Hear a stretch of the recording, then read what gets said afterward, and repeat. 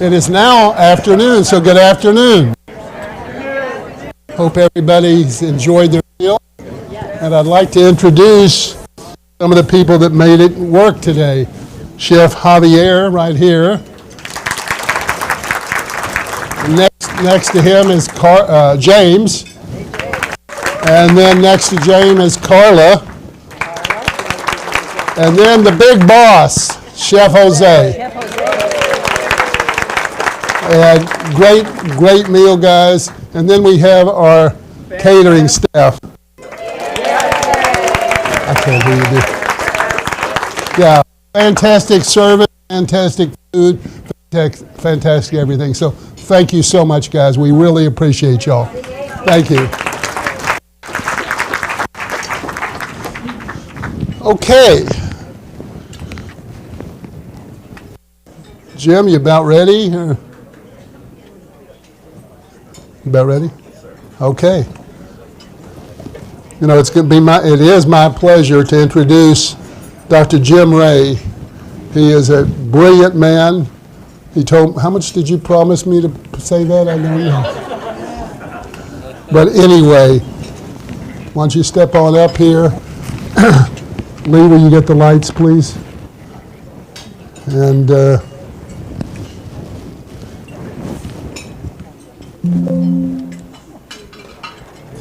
I'll figure it out. okay. And you got your mic on. Yeah. Here comes our IT. Oh, there we go. Okay. Good. Let me slip by here.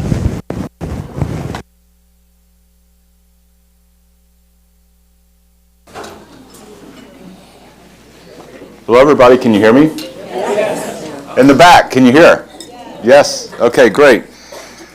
Thank you for the invitation to come today. It's a great honor to be here. For those of you who are veterans, thank you for your service. I wouldn't be able to do what I do if it weren't for you and the sacrifices you and your families made. So I want to get that said first. I want to talk to you today about Alzheimer's disease, which is what I do, is research Alzheimer's disease. And I was here, I think, in 2017. Does that sound right? And so let me tell you what I said in 2017. I said, Alzheimer's is a terrible disease, we've got to do something about it, but we don't know what to do about it, and we can't do anything about it. Any questions? And so now I'm back a few years later, 8 years later, and things have changed dramatically. That's why I wanted to call my talk today, A New Age for Alzheimer's Disease. Okay. So thought maybe for those of you who unfortunately missed my first talk or may have not remembered everything I said from 8 years ago, I would just start from the beginning and try to remind everyone what Alzheimer's disease is. So Alzheimer's is the leading cause of dementia. And a lot of people confuse those terms, and there's a good reason why. But dementia is a symptom. Alzheimer's is a disease. And the main symptom of Alzheimer's is dementia, if that makes sense. So the number one cause of dementia in people over the age of 65 by far is Alzheimer's disease. And it's a very common disease. About over 7 million people in the United States have it right now. And globally, that's 57 million, but in so many countries in the developing world, it's not even diagnosed. So that number is too low. And so what happens when you get Alzheimer's? What are the symptoms that you get? So the most common first symptom is repeating questions, because your short-term memory is going, and like you'll be at lunch with somebody, and the waiter will come, they'll say, today's special is a salmon. And then the waiter comes back to take the order, and the person who's getting Alzheimer's will say, are there any specials today? And you're like, Mom, they just told you it's a salmon, right? 5 seconds ago. So those kinds of and we all forget things. And the older you get, the more you forget things. That's just the way life goes. Your muscles aren't as strong, your bones aren't as strong, your brain's not as quick. But then it evolves into something that's a lot more troubling. There's a confusion about where you are in time and space. I'll give you a good example. There was a lady who got Alzheimer's in a small town in North Carolina. This is a town of 15,000 people. She was the only realtor in that town. She had sold every one of those houses in that town multiple times. She got lost on the way home. That's not, oh, I'm getting older and I can't find my car keys. That's something different, right? And that's about usually when the relatives or the spouse of the person say, okay, it's time to go to the doctor.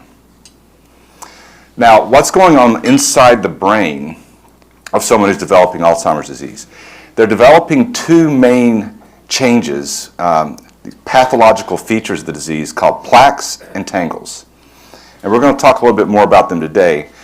But these are the two things that when you look under a microscope in the brain, I'm going to show you some pictures in a minute, that a doctor can see. Of course, they can only do that after you're gone. You can't just stick a microscope in your ear and see them. But if you were able to do that, you'd be able to see them. But the main thing that's happening is your brain is shrinking. So your brain, if you have Alzheimer's disease, winds up being about 40% smaller than someone your age who never got Alzheimer's. And it's just the shrinkage of the brain. And the shrinkage is really prominent right behind your temple. And that's called your medial temporal lobe. That's where everything I just said is temporarily recorded until you decide whether it was interesting enough for you to try to remember it. So with that part of your brain gone, you just can't remember that salmon was the special. Does that make sense? Because that part's leaving you. A lot of people... Is it? He's going to turn it down a little bit because it's too loud. Is it too loud? Okay. All right. Got it. Okay. Just a little feedback. Oh, feedback. Gotcha. Okay. We'll make sure it wasn't something I was doing. Okay. Not you. Okay. So a lot of people don't realize that Alzheimer's is a fatal disease. They think of it as, this goes for historical reasons. Oh, it's just something that happens to folks when they get older sometimes. But it's actually a disease that can cause the brain to atrophy to the point where it's fatal. In fact, more people died from Alzheimer's than breast cancer and prostate cancer put together last year. 50% more. So now lots of people who get Alzheimer's because they're older will die of a heart attack or something else before they die of Alzheimer's. But it's still the 6th leading cause of death in the United States. So a couple of things we have to understand before we start tackling this problem of how do we deal with Alzheimer's disease. And this is one of those good news, bad news scenarios. The good news, in a way, is that Alzheimer's takes forever to develop. This is not something you caught last week. It happens over maybe 30 years, at least 20 years. It's slowly developing. And just to show you the timeline, there are changes going on in your brain that we have now, I'll talk about in a minute, we have diagnostics that can measure some changes happening in the brain 20 years before you might start to suspect there's some small changes like you don't remember the salmon special. That next phase is called mild cognitive impairment. It's very difficult to distinguish from normal aging, and that lasts on average 5 years. Getting lost in your hometown that you've lived in for your whole life, that's when you get diagnosed with dementia, and then the disease lasts another 7 years on average. So this is it's a big train, but it's a slow-moving train. So the bad news is, by the time you get to the dementia diagnosis, you're 25 years into a disease process. It's very difficult to stop a disease that's been going on for a quarter or a third of your life at that late stage, particularly if you're losing brain tissue that you can't replace. Scraping your skin is one thing, losing brain tissue is a different thing. So what causes this disease? Well, first of all, in some cases it's inherited, but these are rare, like maybe 1-2% of the time. And you can tell it's inherited for 2 reasons. It runs in the family really strongly, like half the people in the family have it. And number 2, I don't know if anyone's ever heard of anyone getting Alzheimer's at age like 50 or 52. That's early onset Alzheimer's. That's usually inherited. And that can be transmitted from generation to generation, just like eye color or something like that. But so that's a small percentage. The rest of everyone else, no one really knows why you get it. It's called sporadic. It's something that happens as you get older. We know some risk factors. Age, of course, is the biggest risk factor. No one under the age of 65 will develop sporadic Alzheimer's disease, almost. It's very rare. So age is the biggest risk factor. There's a gene called ApoE4. Did anybody here do 23andMe? Did y'all ever do that? And they tested to see if you have a risk for Alzheimer's. They didn't tell you the name of the gene, but they were testing for ApoE4. ApoE4 is a gene that's in 13% of the population, but it's in 45% of Alzheimer's patients. So if you carry that gene, you're 3 times more likely to get Alzheimer's. And it's a pretty common gene. And then there's a lot of other things that contribute to your risk. Cardiovascular health, whether your blood pressure is under control, your cholesterol, your blood sugar, whether you have obesity in midlife. These are all things that are not good for your heart, they're not good for your overall health, and your brain can suffer as a result. But more specifically to Alzheimer's, low educational attainment is a risk factor, probably because people who have reached a high level of education are better able to hide or trick people into thinking they remember everything, right? They're used to cheating on the test. Social withdrawal is really bad for people who are on the path to dementia. It accelerates it. And insomnia and depression. There's a little bit of a cart and the horse problem. Like, is the dementia causing these problems, or are these problems causing the dementia? But they're probably interacting and not good for you. So this is going back, remember I showed you this, and I didn't explain it very well. On this y-axis is how bad something is getting, and on the x-axis is time. And what you're seeing is things getting worse in Alzheimer's patients, typical Alzheimer's patients, over time. And so now we know lots of things that are going on. The brain is shrinking. That's late. Memory is changing. That's right before the brain starts shrinking. You get loss of the synapses that connect your brain cells together. That happens right before that. The very first thing that happens is that red line. The very first thing that happens in Alzheimer's disease are the plaques. You get plaques in your brain. It's the earliest known change, and this can happen over 20 years before your very first concern that your memory is changing. So for something to be a cause, that's one of the criteria. It's like it's the first thing to happen. How can you cause something if you're the last thing to happen? So that's one of our strongest clues about what might be causing the disease. So what are these plaques? Well, if you look in the brain of an Alzheimer's patient, under the microscope you can see these deposits of proteins in the brain that your brain can't get rid of. And they're just called plaques. Just like you plaques in your arteries, you can get plaques in your brain. Those plaques cause inflammation. So your brain has a different immune system than the rest of your body. It has its own immune system. And so it makes it very unique. And it's trying its best to fight off these plaques. And it either does a good job of that or it doesn't do a good job of that. And depending on the outcome of that battle, you may start to be able to handle this, or might start going down the path of dementia.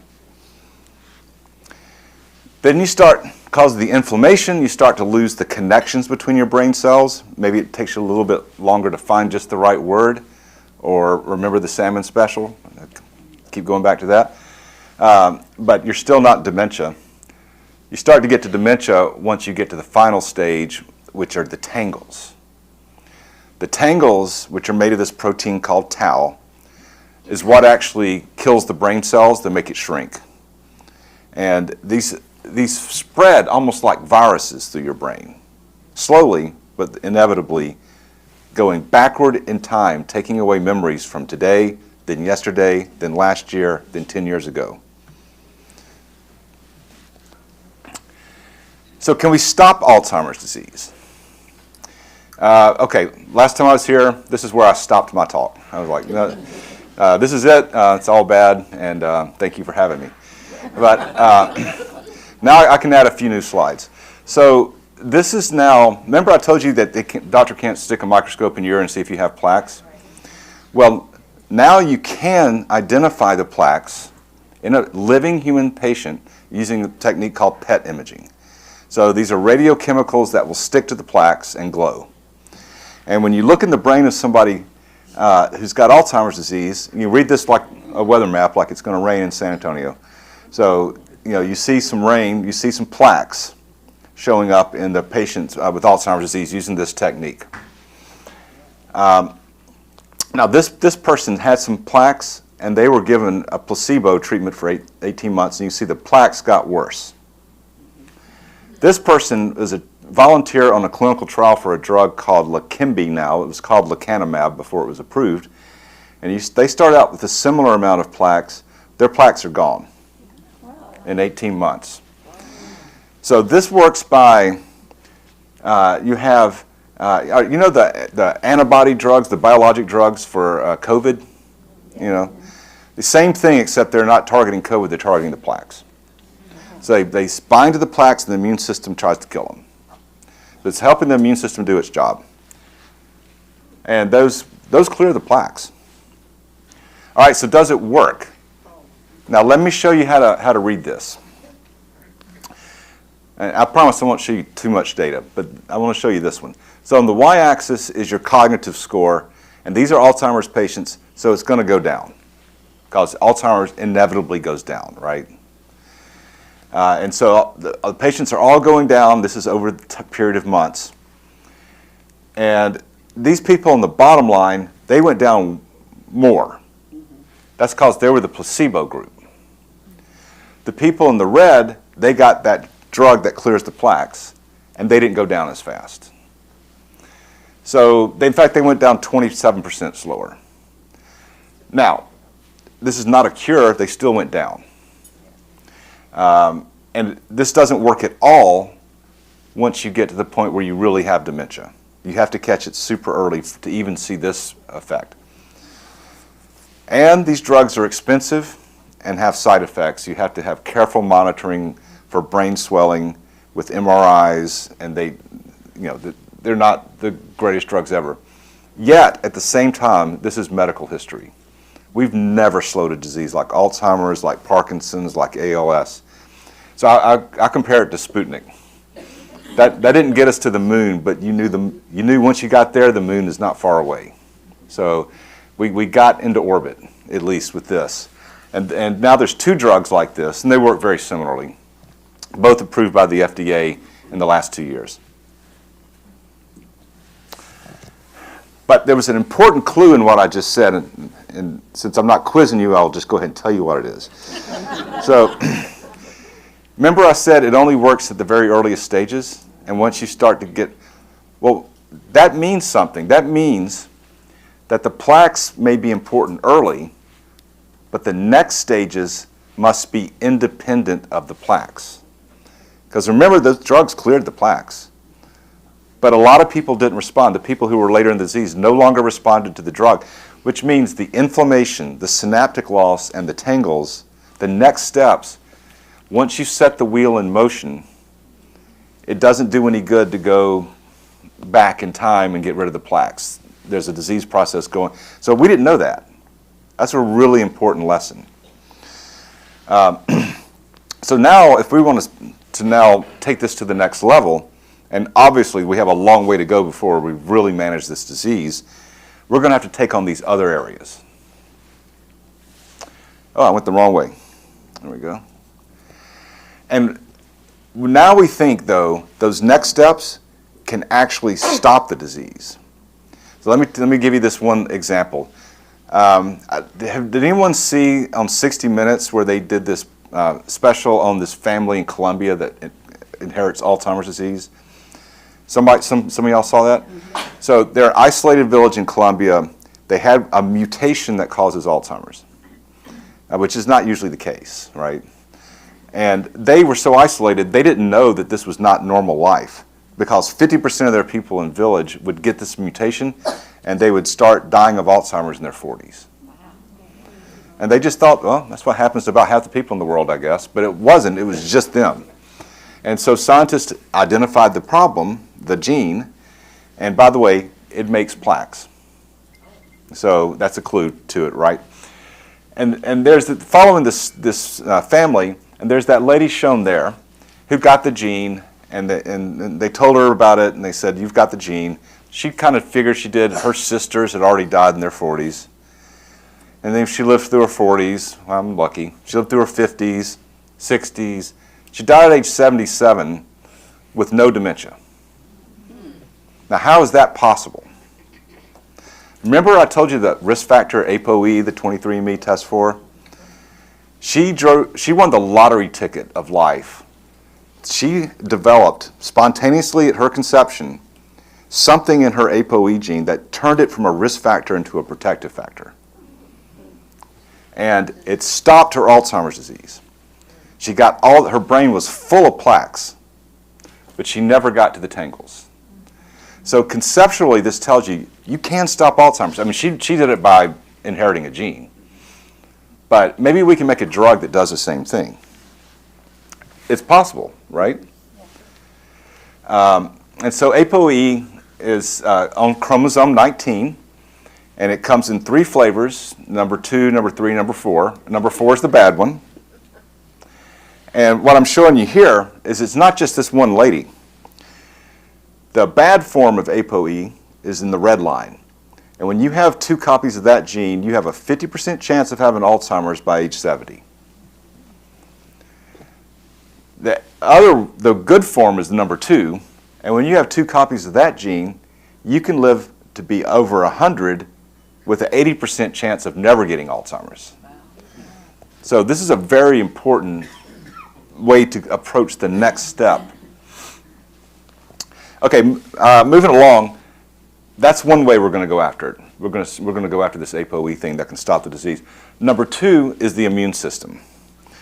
So what we've done, technology's advanced to the point where we're able to do genetics on not just eye color and things like that, but on very complex traits that have thousands of genes participating, like Alzheimer's disease. And try to understand what are the genetic profiles of people who get Alzheimer's versus who don't.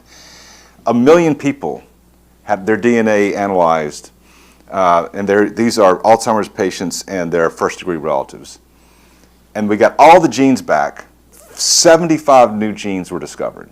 Major breakthrough in the field. We had 1, ApoE, now we got 76. And all those genes were related to the immune cells of the brain. They're called microglia. So all of a sudden, we had this huge awakening. It's the immune system of the brain that we need to be fixing. And you can see why in the blue is a plaque that you're trying to fight off. And in the white are the immune cells that are supposed to be fighting it off. In people who get Alzheimer's, it looks like that on the left, where they didn't fight. And in people who escaped Alzheimer's disease, it looks like that on the right, where the immune cells surrounded the plaque and wouldn't let it kill the neurons. Well, we think this is really interesting because at MD Anderson, we have immunotherapy for cancer. I'm sure everybody's heard about this, where Jim Allison, who won the Nobel Prize of this, and his colleagues said, we can teach the immune system to kill cancer. Well, we're just going to take we're going to steal his ideas, okay? Don't tell him I said that. But we're going to take his ideas, the same concepts he used to fight cancer, and use them to fight Alzheimer's disease. We're going to turn the brain's immune system against Alzheimer's disease. That's one thing we're working very heavily on. I think there's also a very important role of sleep. Who slept perfectly well last night?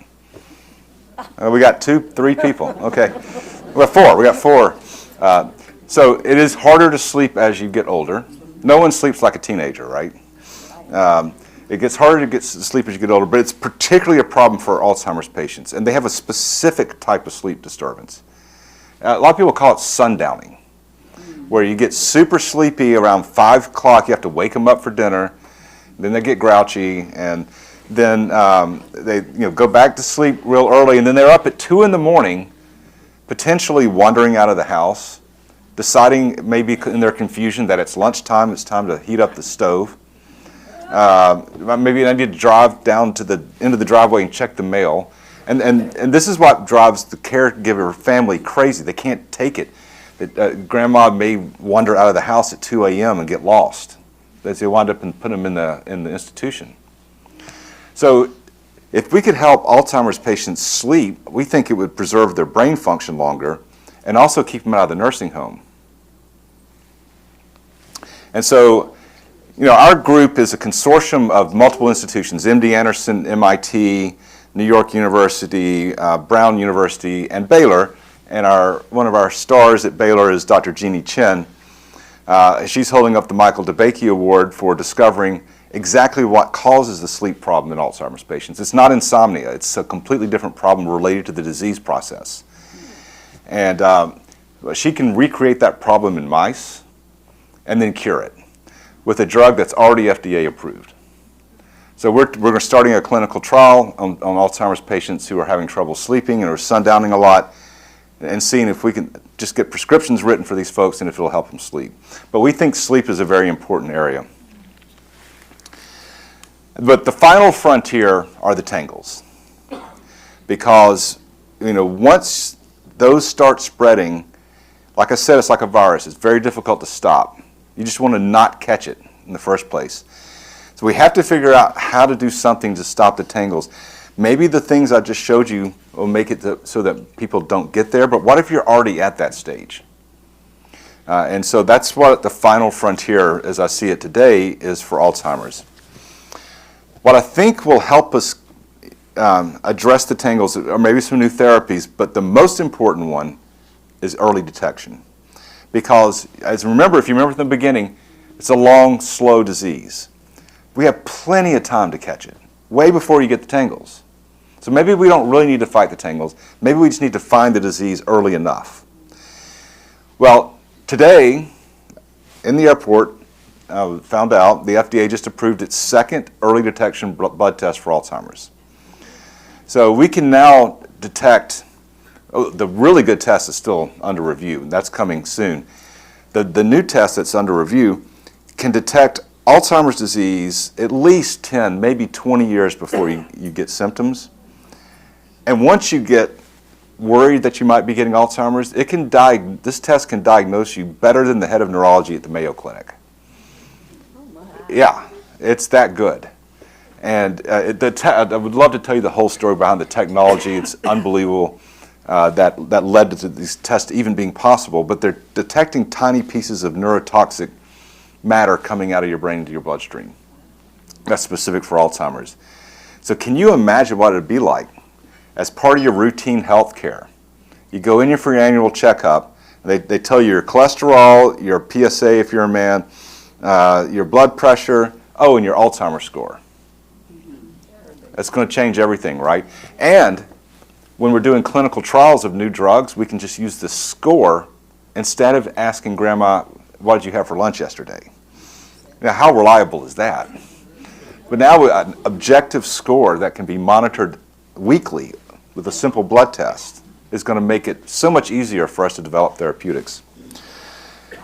And I'm going to close with this because ultimately, detecting it early is great, but preventing it's even better. So it'd be better if there's nothing to detect. So a study was just published recently called Pointer. And Houston was one of the places where it was conducted. And what they did, they took older people at risk for dementia. They didn't have dementia, but they had some of the risk factors. And they assigned them to one of two groups. One is, we're going to tell you some things you should do. You should eat the Mediterranean diet. You should go exercise. You should have one alcoholic beverage a week, no more. Go down the list of all the things your doctor yells at you about. Mindful yoga, social interactions, memory quizzes were some of the ones special for Alzheimer's. The other group, they actually made them do it. They didn't just tell them to do it, they made them do it. And then this is their memory. Now remember the other graphs I showed you is always going down? Because Alzheimer's, everything goes down. Look at that.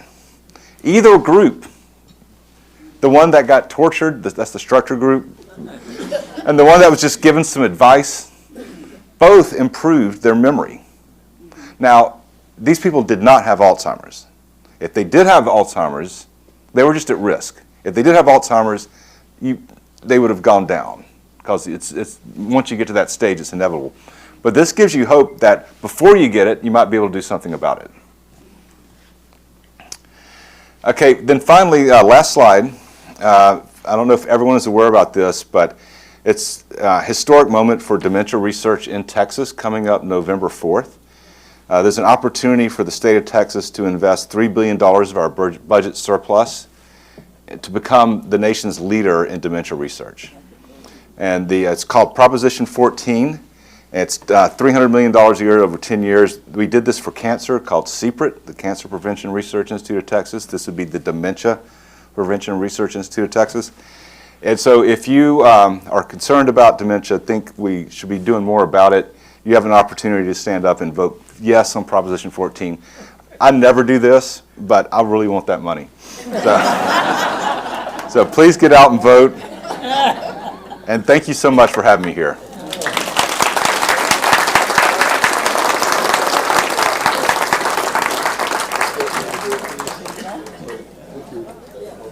Jim? Wow, what a presentation. Let's do some questions. Got a question back here. Lee? I recently received a communication offering me a clinical trial for a statin drug as an Alzheimer's trial. Mm-hmm.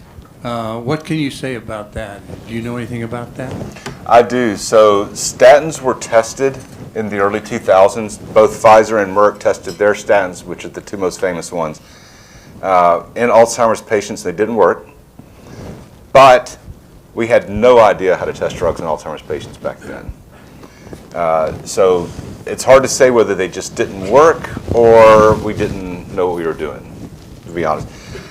My personal opinion is that is not at the top of the list of the most exciting new things out there. Yeah, if I was talking to my mom and she said, you know, I'd be interested in, and I'd say, Mom, let's find you something a little, that I think is a little more exciting. I know there are still people who think it's possible it could help, but I'll tell you why I say that. How many people take statins? Yeah. So there's already a lot of people on statins, and we still get Alzheimer's. So That ought to tell you something, huh? Mm-hmm. All right, other questions? We got a question over here. Go ahead. Is white matter the same as the plaque? Is white matter the same? No, ma'am. No. So that's a really good question. Would you repeat the question? Is white matter the same as the plaques?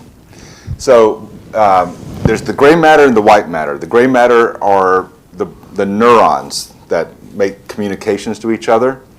The white matter is the insulation. It's the rubber around your copper or aluminum wires in your house, right? That prevents wires from getting crossed. You get a short when your wires cross, right? So you have to insulate your nerves from each other or the electrical signals will get crossed. So white matter is very important. Your brain can't function without it. It is going down in Alzheimer's.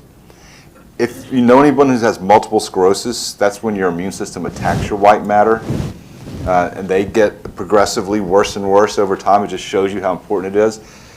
And did you ask that for a specific reason, or? In my white matter, it's going up. It's going up. Yeah. Okay, well, good. Yeah, that sounds good to me. Also, the small vessel disease, is that your little tangles? Okay, so that's another really good question. The second leading cause of dementia behind Alzheimer's is what is cerebrovascular disease. Mm-hmm. It's called vascular dementia. And that's just where your brain's not getting enough blood flow. And of course, in severe cases, that's called a stroke. But it can be chronic, suboptimal blood flow over many years, and your memory will start to suffer. And so some doctors call that small vessel disease because your brain is 2% of your body weight, but consumes 20% of the oxygen. It's the most blood-dependent organ you have in your body. So any little compromise in the blood flow to the brain is impactful over time, and that's what they're referring to. It's not the same as the tangles quite. Okay. Question over here. Got a question over here. Rod? You mentioned the blood test. Is there a specific name that you give the doctor that you want tested like that, or will that become a part of the ordinary blood analysis that whenever we go for our physicals? So This is too new for me to have good answers for these kind of questions. I'll just be honest with you. That a lot of your general practitioners aren't used to prescribing this. They don't know how to read the numbers. And in fact, as a male over a certain age, I get my PSA tested. People have been doing that for decades, and we still argue about what it means. So it's going to be the same with Alzheimer's tests for a long time. If you feel like you have a specific concern and you want to know if this is Alzheimer's or something else, then you can talk to your doctor and say, I'm really interested in this blood test. If you don't have any reason to be concerned right now, then I think that your doctor's not going to feel comfortable and he's not going to know what to tell you with the numbers, and there's not going to be an action you can take at the other end. Does that make sense? All right, another question? Got, right here, go ahead. Is there any Oh, bullet? I'm sorry, I'm sorry, he was pointing somebody else that has the mic. We'll come back to you, You mentioned if I can remember. You mentioned that sleep is something that we should all be aware of. Can you talk to the importance of CPAPs for a lot of people who are having difficulty sleeping? Because many people who suddenly have a CPAP find that they are breathing better, sleeping better, feeling better. Can you talk about that?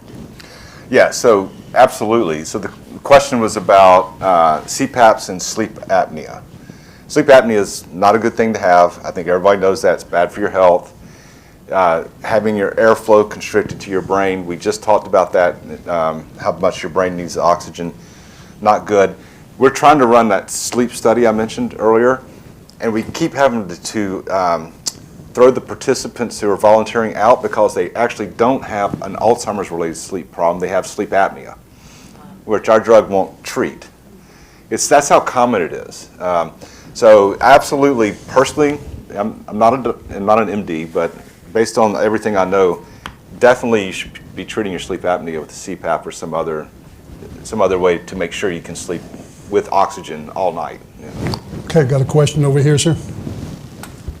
Yes, sir. Could you address CAA?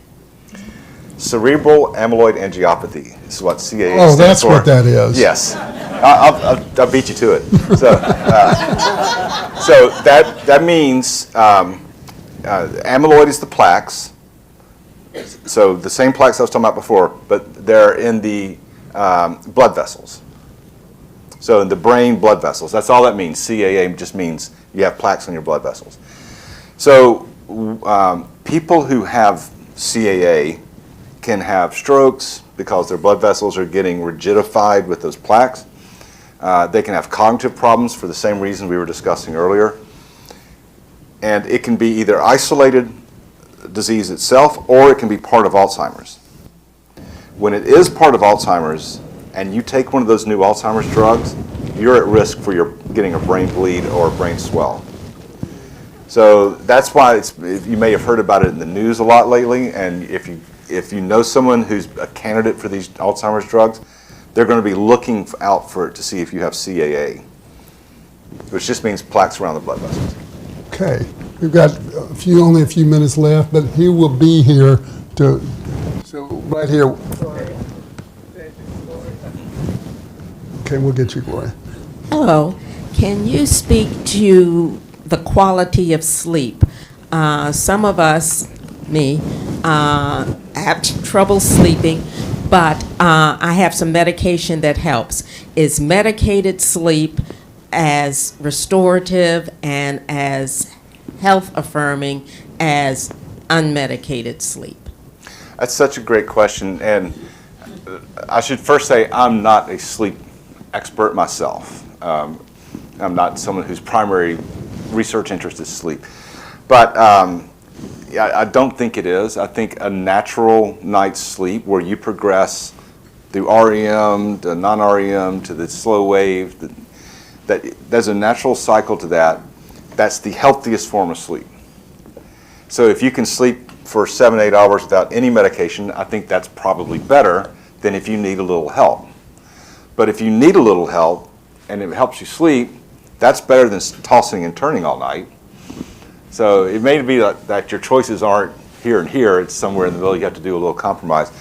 I think people who use alcohol to help sleep, to use things like Xanax and other benzodiazepines, these are all known to make you even groggier the next day, not restorative sleep. So I think it just makes sense that a lot of these sleep aids, taken rightly, may help a little bit, but they're never going to be as good as natural sleep. Okay, right over here. Are there any currently on the market immune-building supplements that might help us build our immune system in our brain? Antioxidants, quercetin, magnesium, anything? A great question. Short answer is I don't know for sure. I mean, I know the area very well, and there are people who say, here's something you can take that'll help your brain's immune system.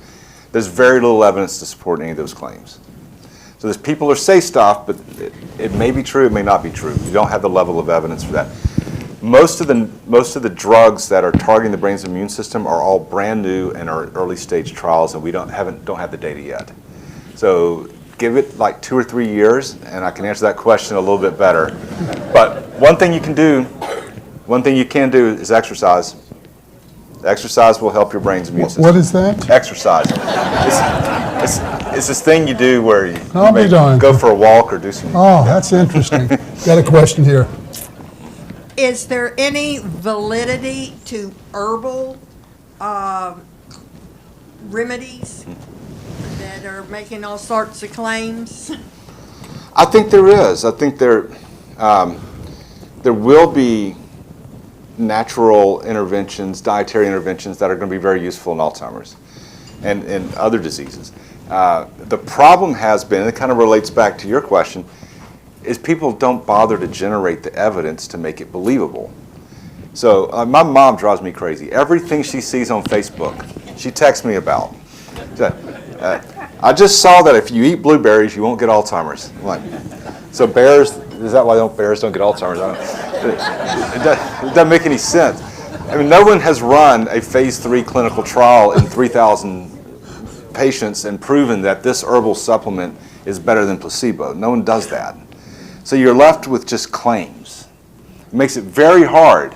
You hear it all the time. You hear stuff all the time, right? How do you sift through and sort? Well, I say never, but that's not true. Fish oil was taken all the way through all the phase 3 trials, and it was proven to lower your triglycerides.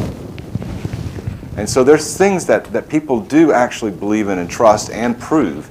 And if you use Google and whatever research tool you use and ask the hard question, has this been tested in randomized controlled trials? What is the evidence for this?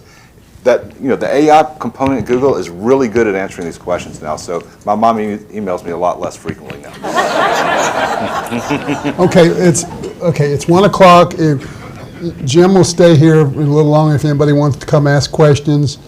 I want to thank you, first of all, and I'd like to give you the ARC Challenge coin. Oh, wow. And we challenge you to come back.